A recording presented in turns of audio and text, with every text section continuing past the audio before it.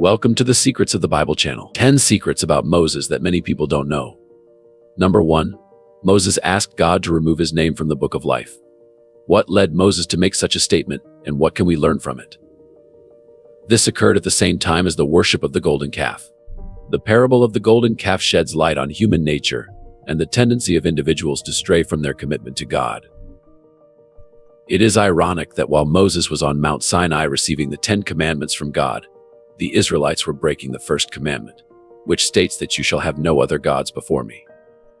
The impatience of the Israelites with Moses on Mount Sinai led them to the idea of creating a new god to go before them for worship. To achieve this, they melted their gold jewelry and used it to construct the golden calf from it. The people's impatience led them to resort to Aaron, and they gave him the responsibility to serve as their spiritual guardian in place of Moses. Aaron obediently complied with the request by turning their gold earrings into a carved gold calf, which was specifically forbidden behavior. Then they began to indulge in debauchery, worshiping the idol while also engaging in immoral behavior such as eating, drinking, and playing. Then the Lord said to Moses, "Go down at once, for your people, whom you brought out of the land of Egypt, have corrupted themselves. They have quickly turned aside from the way I commanded them. They have made for themselves a molten calf, worshipped it, and sacrificed to it, and said, 'This is your God, O Israel, who brought you out of the land of Egypt.'" Exodus chapter 32, verses 7 to 8. Moses' descent from the mountain, where the 2 tablets of testimony met Joshua along the way, and came to the people as they were holding their sensual, idolatrous feast. With righteous anger, he broke the tablets of the law as a testament to what the people had already done. Exodus chapter 32, verses 31 to 34. Then Moses returned to the Lord and said, "Oh, what a great sin these people have committed. They have made themselves gods of gold. But now please forgive their sin, but if not, then blot me out of the book you have written." The Lord replied to Moses, "Whoever has sinned against me, I will blot out of my book. Now go, lead the people to the place I have spoken of, and my angel will go before you. However, when it comes time for me to punish, I will punish them for their sin." Moses did not downplay the severity of the people's sin or attempt to diminish its impact. They were responsible for glorifying a golden deity. Despite the enormity of the people's sin, Moses asked for forgiveness. This was an appeal to God's mercy and grace. Moses pleaded with God to forgive Israel because of his own self-sacrificial identification with the sinful people. If God refused to forgive, Moses asked to be condemned as a sacrifice for his sinful people. Moses felt that Israel had sinned so terribly that the blood of a god or a bull could not cover it. It had to be a man who suffered in their place. Therefore, he offered himself to be blotted out from God's book if somehow it could redeem the people. God said no to Moses' request, but we can say that God was anticipating the sacrifice of someone greater than Moses who would give himself on behalf of the people, bringing full and complete atonement. Of course, Jesus' sacrificial heart when he died for our sins. God agreed to spare the nation, but reserved the right to judge individual sinners. "Now therefore go lead the people to the place of which I have spoken to you." This was God's promise to remain faithful to Israel and to keep his presence with them. "My angel will go before you." Number 2. Moses and the idol of Nehushtan. The biblical books of Kings refer to the image of a serpent coiled around a pole as Nehushtan. The image is described in the book of Numbers following their liberation from Egypt. The people began to complain to God about the conditions of their lives, and as a direct response, God dispersed among them fiery serpents. Many of the people ended up dying, and many more were dying. In response to Moses' prayer, God ordered that a bronze serpent be raised on a pole, promising that anyone who looked at the bronze serpent would be healed from the snake bite they had received. The Israelites began to worship the fiery serpent that Moses had made of bronze at some point between Moses and Hezekiah. The bronze serpent is mentioned in connection with Hezekiah's reforms, but the worship of Nehushtan could have occurred much earlier than Hezekiah. 2 Kings chapter 18, verse 4. He removed the high places of pagan worship, broke the image's memorial stones, and cut down the Asherah poles. He also smashed the bronze serpent that Moses had made into pieces. For up to those days, the Israelites had burned incense to it, and it was called Nehushtan, a bronze sculpture. While it's easy to see how something that brought miraculous healing could become an object of worship, it was still blatant disobedience to God's commandments. The bronze serpent was God's method of deliverance during the incident recorded in Numbers 21. There's not the slightest insinuation that God intended it to have any future application. It's interesting to note that the literal translation of the word Nehushtan is a piece of bronze. It's possible that Hezekiah gave it that name so people would be reminded that it was just a piece of bronze. It contained no power itself, even in the situation described in Numbers 21. It was God who brought the healing, not Nehushtan. A powerful lesson for all of us to learn from Nehushtan is that even good things and good people have the potential to become idols in our lives. All our worship, praise, and thanksgiving should be directed solely to God. Nothing else, regardless of its incredible history, is worthy. Number 3. Why was God about to kill Moses at the burning bush episode? God chose Moses to deliver the Israelites from servitude in Egypt and lead them to the promised land. Moses is also known as the lawgiver and the mediator of the Old Covenants. The encounter with God at the burning bush, where God invited Moses to be the savior of his people, was a key event in Moses' life. The Lord promised Moses that he would deliver his people from Egypt and lead them to a land of abundance, which is Canaan. 40 years after fleeing to Midian, Moses returned to Egypt by God's command. He went with his wife and sons Zipporah, Gershom, and Eleazar. But before Moses could deliver the message, he himself needed to learn obedience. He failed to circumcise his own son, Gershom or Eleazar, possibly due to opposition from Zipporah. Exodus chapter 4 verses 24 to 26. But it happened at the encampment on the way during the night that the Lord met Moses and sought to kill him. Then Zipporah took a flint and cut off her son's foreskin, throwing it at Moses' feet, and said, "You are indeed a bridegroom of blood to me." So he let him alone. At that time she said, "A bridegroom of blood," because of the circumcision. Moses was about to be exterminated by God due to his error. The nature of Moses' transgression is not clearly revealed in Exodus chapter 4 verses 24 to 26. But the surrounding circumstances provide significant clues. The sacred rite of circumcision, which symbolized the Almighty's covenant with his chosen people, appears to have been neglected by Moses. This could have been due to pressure from his adoptive Midianite tribe. Zipporah, who clearly found circumcision distasteful, may also have persuaded him not to circumcise his son. This would explain her anger. She believed that by shedding her son's blood, she had spared her husband's life. Moses had disobeyed God's commandment. However, God is telling Moses that he doesn't just use anyone. He uses those who are holy and blameless. You and I know that we are not holy and blameless on our own, that we are justified only through Christ. But that doesn't mean we continue to sin so that grace may abound. Moses was about to go back and represent God, yet he had not done what a righteous representative of God would do, even with his own children. And so God sought to kill Moses. God is very severe in his judgments because he is letting people know that he is not a God to be trifled with. Therefore, as Moses was to be the deliverer, he had to work on areas of his own life that were out of tune. Because God is holy, this level of judgment is also applied to the Israelites. God shows us that he will not use an unjust people to judge other peoples. Moses was unfit to serve as a spiritual leader because of his unresolved sin, and the problem had to be addressed before he could properly fulfill his task. As soon as Zipporah completed the task, the Lord let him go. In summary, God was planning to kill Moses as he was to teach God's law to the Israelites, but was violating it himself. Number 4. Moses was not allowed to enter the promised land. Sometimes the punishment does not seem to match the crime. At first glance, Moses striking a rock in the wilderness out of frustration with the Israelites does not seem like a just reason for him not to see the promised land. After all, he witnessed the 10 plagues, led Israel out of Egypt, and through the Red Sea, delivered the 10 commandments from Mount Sinai, and won many of Israel's battles. So why would God allow a single strike on a rock at Meribah prevent Moses from entering the land that God had promised to Israel? The Israelites complained to Moses about the lack of water, and also tested the Lord. Then Moses cried out to the Lord for help, saying, "What shall I do with this people? They are almost ready to stone me." And the Lord said to Moses, "Go on before the people, and take with you some of the elders of Israel.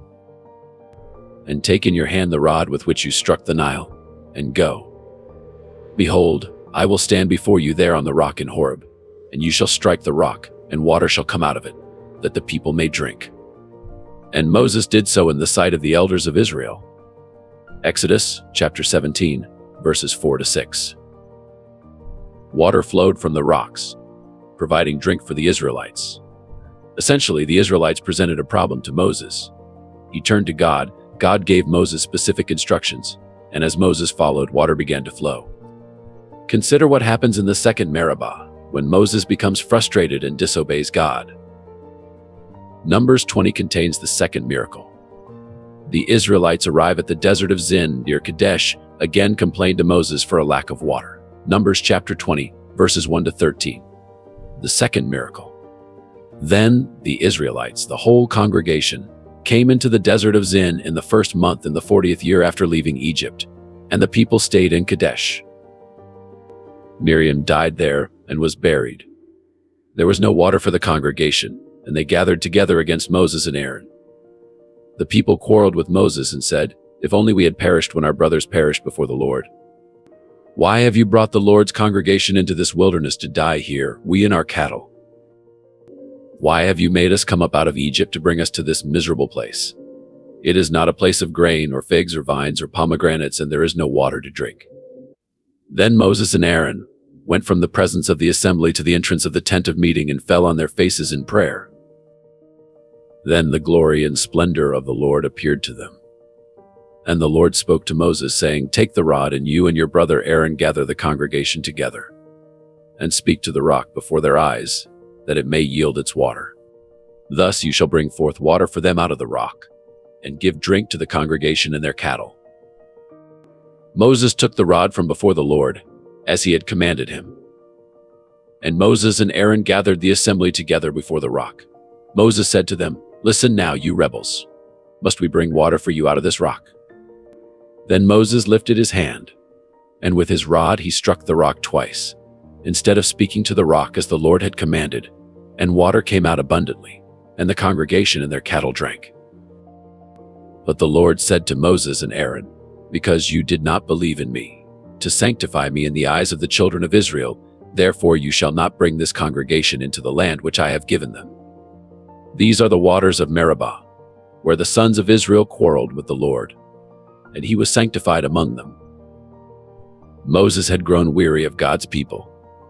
Did God simply let this go? They challenged God and challenged Moses' leadership at every turn. At first glance, it seems that God is punishing Moses harshly. After all, Moses had faithfully followed God's instructions up to this point.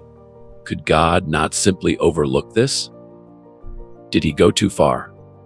First, we must understand that the first time the rock was struck prefigures Christ.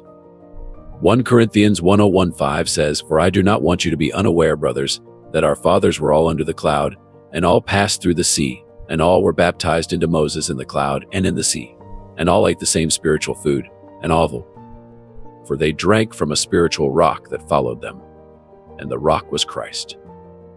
But with most of them, God was not pleased, for they were laid low in the wilderness. Moses obeyed God by striking the rock in Exodus 17. As a result, we teach that Moses was punished for striking the rock twice instead of just once in Numbers 20. According to 1 Corinthians, God intended the rock in the desert to represent his son, Jesus Christ. In Exodus 17, the Lord told Moses to strike the rock to set up an image of Christ as our Redeemer. Christ is our rock and cornerstone, who was struck for our sake, and he will bring forth streams of living water, as stated repeatedly in Psalms and Isaiah. Moreover, the book of Hebrews states that Christ died once for all, and that no further sacrifice for sins is necessary. Therefore, in the scene of Exodus 17, the Lord intended Moses to strike the rock in the desert only once, symbolizing Jesus being sacrificed just once to bring us salvation. Later in Numbers 20, the Lord instructed Moses to speak to the rock so that the image created in Exodus 17, when Moses chose to strike the rock a second time, he distorted the image from Exodus 17. We would be perplexed by the distorted image if God did not correct Moses' mistake, concluding that Christ, the rock, would have to be sacrificed repeatedly for our salvation. As a result, God punished Moses to ensure that we correctly understood the image of the rock, preventing Moses from entering the Promised Land. In the process, the Lord created a new image to help people correctly understand salvation. By refusing Moses' entry into the promised land, the Lord demonstrated that we cannot enter into salvation, signifying the promised land, through the works of the law, signifying Moses, but only through the work of Jesus, that is, through Joshua, whose name is Yeshua, or Jesus. When God instructed him to speak to the rock to get water for the nation, he struck it in anger.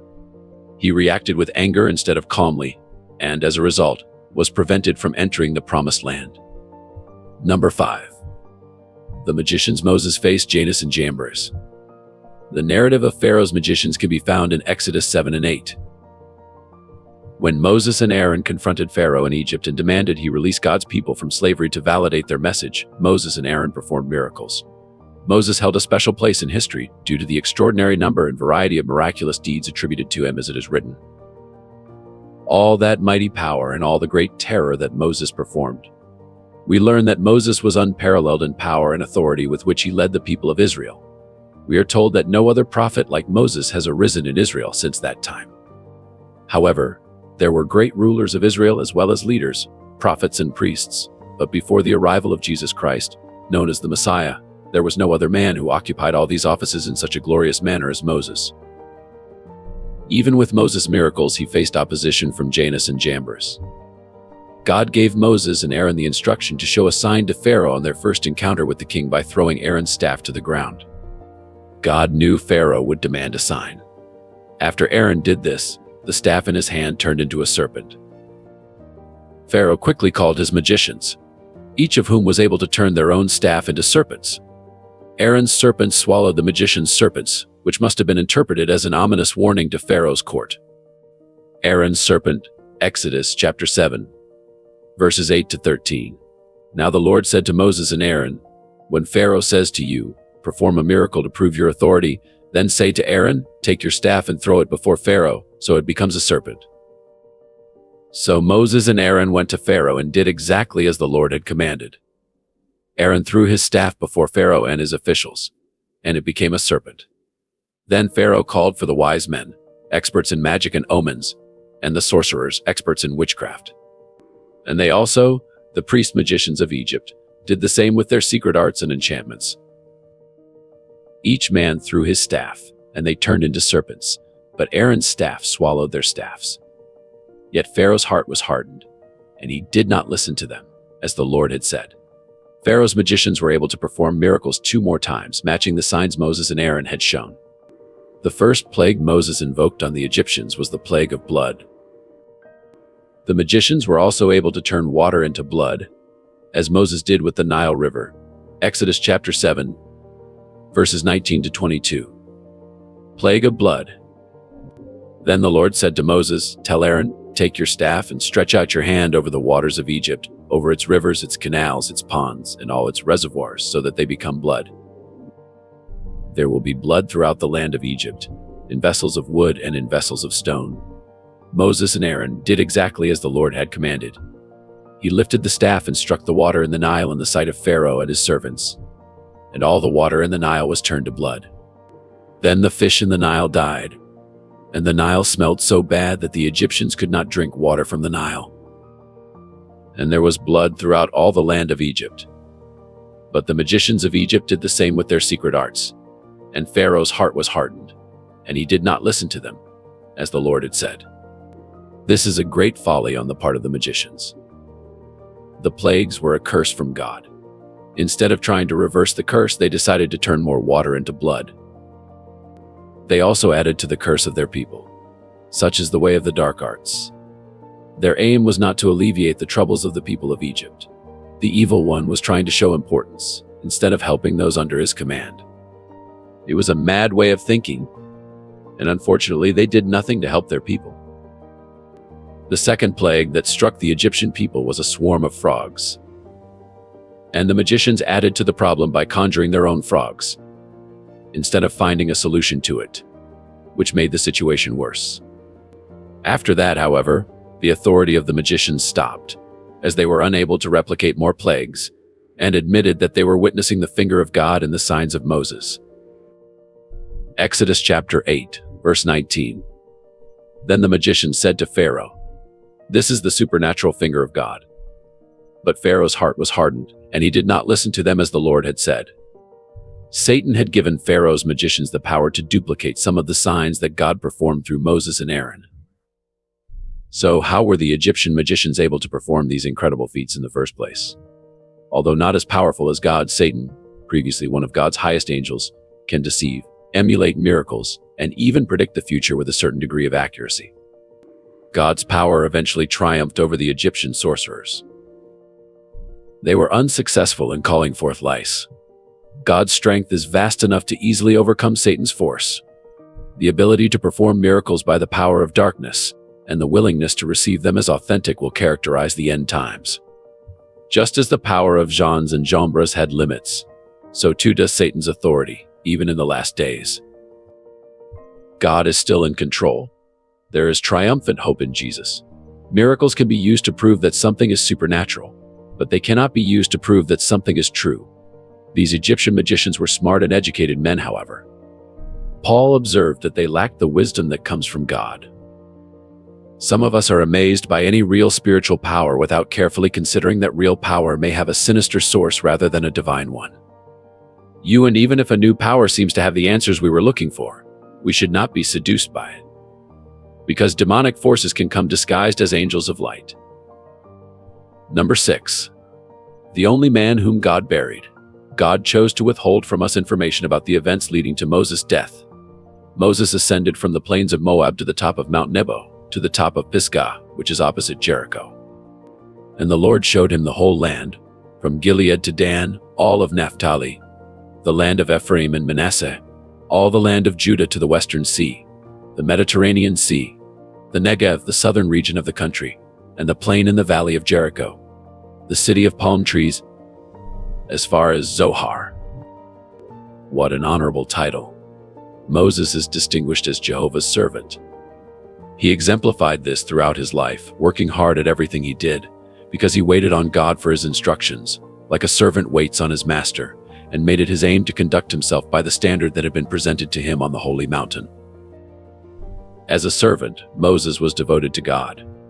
You do not see him overburdening or neglecting his office. His respect for the Lord's name was profound, his loyalty to the Lord's cause was unwavering, and his faith in the Lord's word was firm. But servant of God, as Moses was, he must die. It's the fate most men face. Only 2 individuals can leave this world and enter the realms of glory without ever having to cross the river of death. Moses is not one of the 2. At the end of Moses' life, God gave Moses a glimpse of the land for which he had left Egypt. Moses climbed Mount Nebo, from the plains of Moab to the top of Pisgah. There is a Pisgah we all must pass over and be gathered to our forefathers. May we ascend as willingly as Moses, the servant of God. The manner of Moses' death is extremely remarkable. The circumstances surrounding Moses' passing are quite extraordinary. Mount Pisgah has a summit elevation of approximately 370 meters, nearly a mile. There are not many 120-year-old men who can climb a mountain nearly a mile high and live to tell the tale. Yet Moses did. He made the climb without there being a trail wide enough for Moses, and he didn't need one anyway. If you're wondering about his condition, this feat will tell you. Yet here was Moses, almost a century and a quarter old, climbing to the top of a 370 meters high peak and having a great time once there. Moses is not full of self-pity. The extraordinary scene of the man of God, alone at the mountain summit, with a view of Canaan spread out below him. He was not taken by surprise. His death had been predicted long ago. Moses knew some time before that he was to die without setting foot in Canaan. The great man thus had ample knowledge of his own departure. I must add that while Moses' death demonstrates God's wise mercy, the manner of his death abundantly demonstrates God's grace. After Moses was assured he would die, there was never a complaint or even a prayer against it. His death was the culmination of his life. He realized he had fulfilled his purpose. He was charged with leading the people through the wilderness, which he did. Moreover, he died in the best company possible.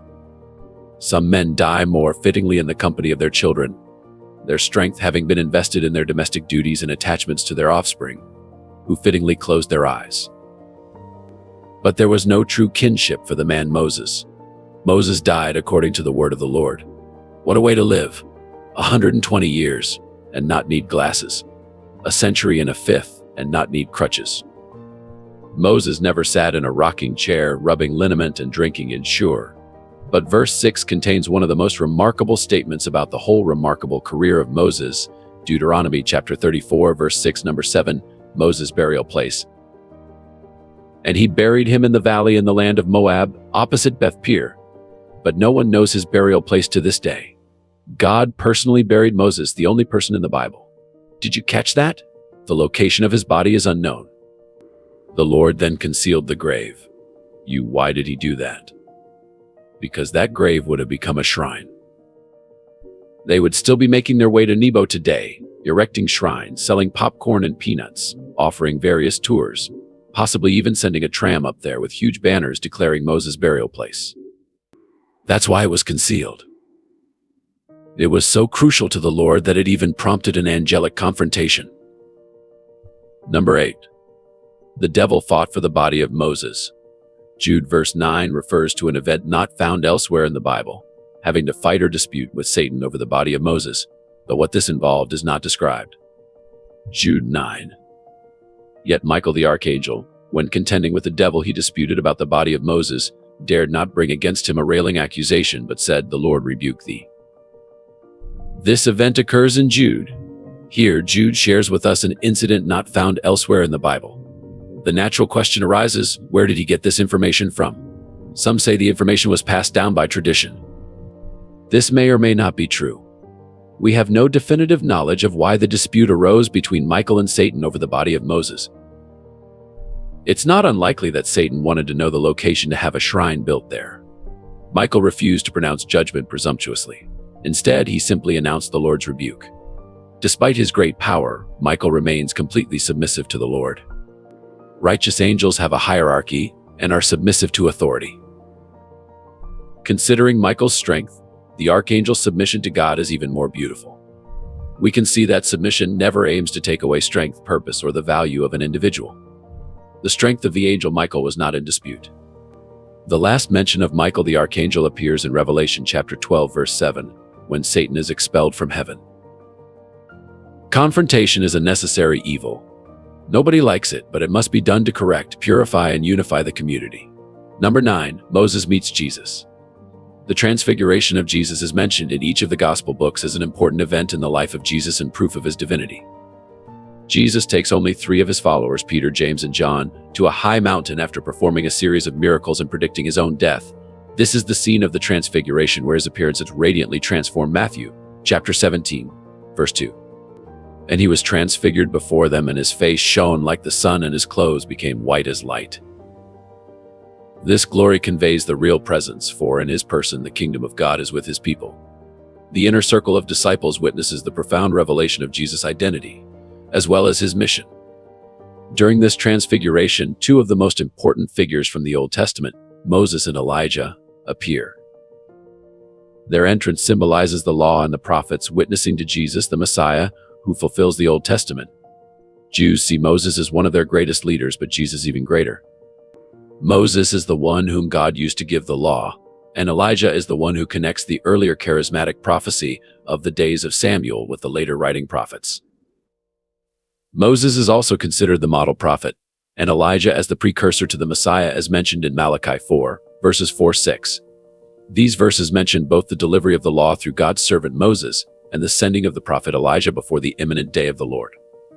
Their presence on the mountain with Jesus demonstrates Jesus' majesty as the one who will be called the Son of God and who transcends both. The cloud of God's presence appeared to Moses on Mount Sinai. His Shekinah glory filled the tabernacle. The cloud of God's presence led the Israelites in the wilderness, and the cloud of the Lord's glory filled Solomon's temple.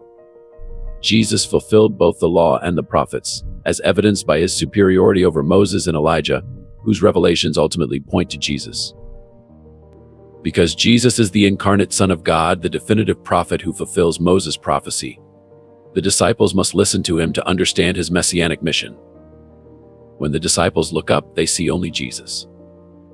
Their focus is now exclusively on Jesus, as Moses and Elijah would have preferred. for their ultimate significance was in preparing the way for the Messiah, the Son of God, and his redemptive purpose. Although the disciples have received the most explicit revelation of Jesus' identity, they still do not fully comprehend what they have witnessed. Number 10. Moses sees God. Moses encountered God in a burning bush, witnessed God humiliate Pharaoh and the Egyptians, saw God part the sea and provide water from a rock, spent 40 days and nights on Mount Sinai with God. Moses witnessed the signs and wonders of God. Now he desired to encounter God himself. He wished for a personal relationship with God, more desirable than all his wonders, works, and blessings combined. To know God personally is the greatest blessing any human being can receive. John chapter 17, verse 3. And this is eternal life, that they know you, the only true God, and Jesus Christ, whom you have sent. God graciously responded to Moses' desire to know who would go with him by saying, "My presence will go with you." The Lord was familiar with Moses, and Moses had found favor with him. However, Moses was not satisfied with their relationship. He desired more of God. Even having witnessed the burning bush, the parting of the Red Sea, seen water flow from a rock, and eaten manna from heaven, all of this was old news to him. He wanted to learn more about God, to have a deeper understanding of him. So Moses said to the Lord, "Please show me your ways that I may know you." Moses was like a man hungry, sitting down for a fine meal. He was not satisfied just nibbling on an appetizer and tasting the soup. He wanted to feast on everything the Lord had to offer. Moses understood what the psalmist said. "As the deer pants for streams of water, so my soul pants for you, my God. My soul thirsts for God, for the living God." Psalms chapter 42, verses 1 and 2. Every believing heart should have this attitude. God is not interested in mere churchgoers. He desires to be known by those who are hungry and thirsty. Indeed, knowing God is the meaning of eternal life. Then Moses said, "Now show me your glory." Exodus chapter 33, verse 18. Moses wanted even more. He said to the Lord, "Please let me see your glory." In other words, Moses wanted to see a visible manifestation of the invisible God to be made public to him and provide an observable display of his glorious divinity. Are you satisfied just listening to a sermon and singing some songs to God? Or do you constantly long to see more of God in your life, to understand a greater sense of God's glory? Moses was encouraged to make one final special request. "Now show me your glory." Above all, it was God's mercy and compassion that led him to renew his covenant with Israel. God then explained how he would demonstrate his goodness and glory to Moses without killing him. He described his appearance to Moses using the terms back and face. God's promise to show Moses his goodness and his glory was fulfilled shortly after, as described in Exodus chapter 34, verses 5 to 7. Exodus chapter 33, verses 19 to 20. And the Lord said, "I will cause all my goodness to pass in front of you, and I will proclaim the name of the Lord in your presence. I will have mercy on whom I will have mercy, and I will have compassion on whom I will have compassion." But he said, "You cannot see my face, for no one may see me and live." Moses' request was graciously granted by the Lord. He promised to show him a glimpse of his glory. God would demonstrate his goodness to Moses while proclaiming his own name, the Lord. Even granted this extraordinary encounter, Moses would be unable to see God's face because humans could not see his face and live. Exodus chapter 33, verses 21 to 23. Then the Lord said, "There is a place near me where you may stand on a rock. When my glory passes by, I will put you in a cleft in the rock and cover you with my hand until I have passed by. Then I will remove my hand, and you will see my back. But my face must not be seen." As Moses stood on the rock, God's glory would pass by. God said to him, "I will put you in a cleft in the rock and cover you with my hand until I have passed by. Then I will remove my hand and you will see my back." In other words, the Lord was limiting Moses' exposure to his glory for his own benefit. He could not be subjected to anything more than a glimpse of God's glory from behind. Despite this, his face would literally glow with the wonder of the encounter and the holiness of speaking with the Lord as a result of this limited exposure. Of course, because God is spirit, he does not possess a body and therefore does not have back, just as he does not have an arm. No one has ever seen God in all his glory, but the Son of God has revealed him. Indeed, Jesus told his disciples, "Anyone who has seen me has seen the Father." John chapter 14, verse 9. Until then, we continue to walk by faith with God. If this content was valuable to you, I ask for your support with your subscription so that you don't miss any of our upcoming videos. Together, we can enlighten more minds and expand our understanding. Thank you for being here, and may God bless you.